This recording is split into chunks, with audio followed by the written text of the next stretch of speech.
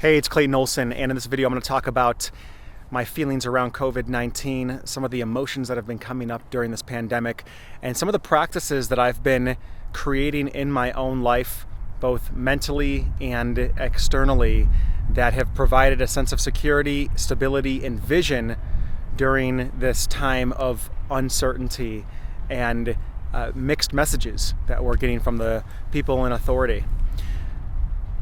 So over the last 10 days, I've been feeling incredibly scared at times, and I've felt unprepared, I've felt panicked, I've felt really sad.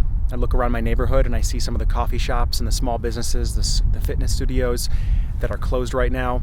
I know people that are business owners that own brick and mortar restaurants around Denver personally who are in a really tough spot right now, and it has been tremendously heartbreaking to feel into some of the things and ways that people are being impacted by this right now. And so the uncertainty and this massive shift that seems like it happened so quickly has really brought me into my heart in many ways, and it's had me thinking about my own mortality. It's had me realizing how many things in my life I take for granted on a day-to-day basis. And I do believe there's some beauty in that, actually. I mean, even being out here at the park right now in Denver feels like a privilege.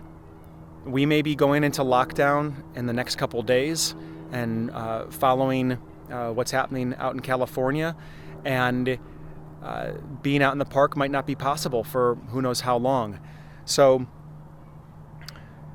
I want to talk a little bit about just in a time where it doesn't feel like we have a lot of control. And I notice myself facing this sense of being fully out of control. The larger context of things that I don't have control over are beginning to crumble and shift, and I don't really know where I'm going to land or how I'm going to find my feet underneath me in this new world that is emerging. I do have a choice as to how I show up in this.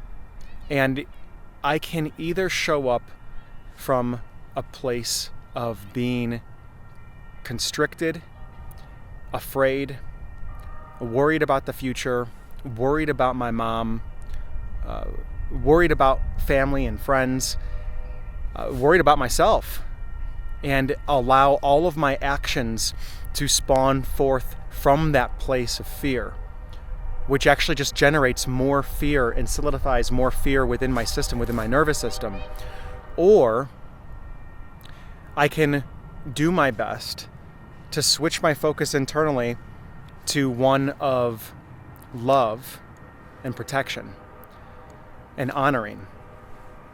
And so on a real day-to-day basis, what that might look like is if I'm choosing not to go outside and be with friends, I can do that from a place of say, okay, I'm choosing not to go to social gatherings because I'm afraid that I'm going to contract the virus or I'm going to give somebody the virus. Or I can say, no, I'm not going to go outside. I'm going to stay internal. I'm going to stay in my house and not go to that social gathering because I love the people that I am going to go see, whether they're friends or just fellow humans that I'm acquaintances with. And therefore, I want to protect them. And I also honor my health. And I'm so grateful that I'm healthy. I'm so grateful that I'm able to walk and speak and eat and work out, that I want to make sure that I keep that the way that it is. And as an act of self-love, I'm going to be disciplined enough to restrict the things that I'm doing in honor of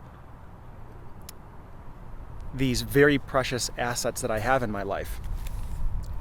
Now, that little maneuver from fear to love makes the energy behind the actions something so much more powerful. It makes it a practice daily of generating love within you, of generating a different type of battle of what is it that you're fighting for, right? Are you standing for people? Are you fighting for people? Or are you constricting from a place of fear and anxiety and worry? And what are the long-term ramifications of that? How does that affect your sleep? How does that affect your ability to have your immune system bounce back if it does become compromised? So I'd say that was the first thing that I'd like to put out there that I've been practicing personally, is really examining my intentions as to why I'm doing the things that I'm doing, and doing my best to come from a place of love, and realizing that I have choice over that. I may not have choice over what's happening outside of me. I may not even have choice about whether or not I contract the virus, but I do have a choice about the narrative that I create around it. And to that point about this choice of this narrative, I see a lot of people that are in a place of fear on social media who are putting down the pens of their own authorship in the situation. And they are giving that power away to the media. They're giving that power away to people that they believe know more than them. And granted, there's people that do know more about this situation than you do. However, if we give away our own ability to create the story that we want to live into, then we're doing ourselves a disservice, and we're not really being a leader in our own lives. So this doesn't mean that we're going to make up a fairy tale or act recklessly in the face of facts. But what it does mean is that we get a choice of how we see the situation. Do we see the situation as one that is breaking down our world and that will lead to this dystopian future, and the things that make us happy are going to be stripped from us? Or is it possible that we can choose to see that in this dismantling that's occurring, this disintegration of the habits and the things that we do during the day and our routines that we have done that maybe we've taken for granted, in the disintegration of that, is it possible that we can see through that and into a new vision of something else that is emerging? And now this might sound intimidating, and it might sound not practical to be able to do that on necessarily a global level at first, right? To see what this virus is asking of the world and what we will transform into as a result of it. But on a personal note, who do you want to become in the crucible of this transition? Because you have a choice in that. You may not, again, have choice over the actions, but you do have a choice over the personal narrative that you are wanting to live into. I would say that this is a dark night of the planet's soul right now, and in this, there are going to be precious gems and opportunities for us to truly create ourselves and our communities into something different that was not possible before. And it's going to take your leadership, your personal leadership, just the leadership that you exercise within yourself, to choose love and to still make a choice about how you're showing up, and still create goals and a vision for yourself beyond all of the fear and all of the things that you're hearing from people around you. Because when you can show up that way, you can then provide safety for others. You can provide much needed levity. You can provide a sense of security for yourself. And through vision and getting really clear on who you want to be in the midst of this, you erect a North Star for yourself during the time of this crisis. So, for example, for myself, who I'm wanting to become as a result of going through this crisis is a much more present, appreciative, caring, courageous, and loving man. And how I see that possibly occurring is through reaching out to those people that are significant in my life and letting them know that I love them, giving thanks to them. It means when everybody's afraid, I'm looking for the silver lining, and I'm looking for the ways that I can be creative and bring levity and bring fun into situations.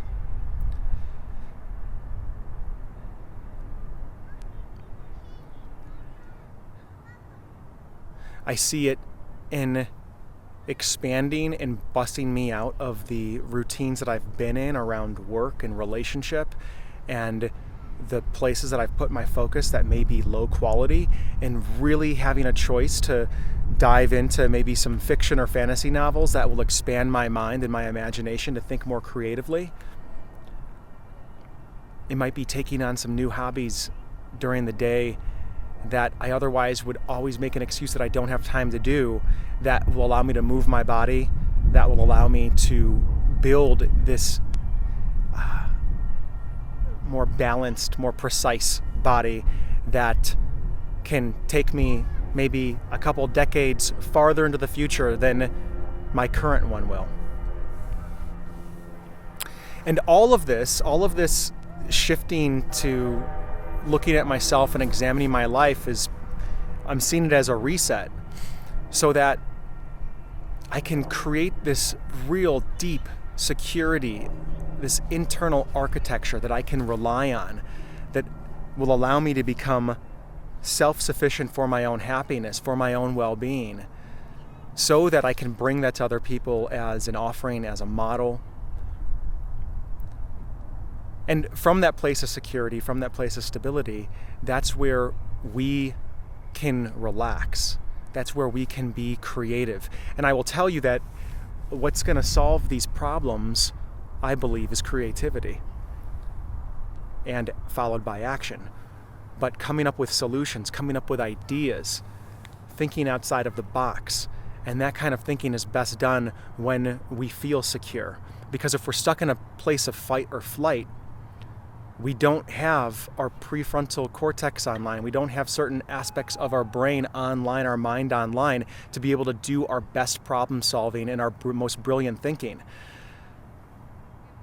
So that's my commitment to myself. And I'd love to turn it back over to you. What is it that you want to create during this time for yourself? Who do you want to become? How do you want to step into this adversity? And if this adversity was a kiln that could fire harden you and crystallize your character into the person that you want to become, who would you turn into? What kind of example do you want to be for your kids, for your siblings? What kind of son or daughter do you want to be to your parents right now?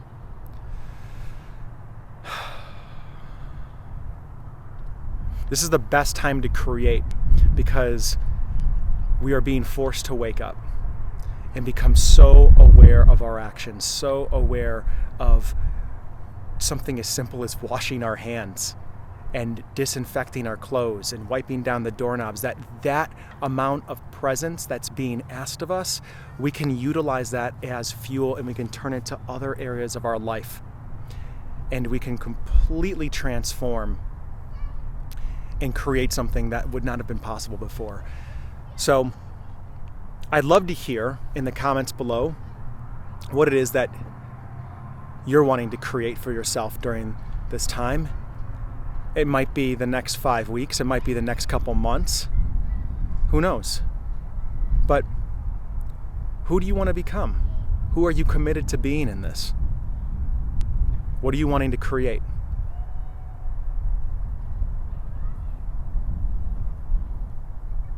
And I know many of you are in some really difficult situations right now financially, and maybe you even know somebody who's sick, and I know you're worried. And that fear and that worry, it's completely justified. I'm not saying don't be afraid.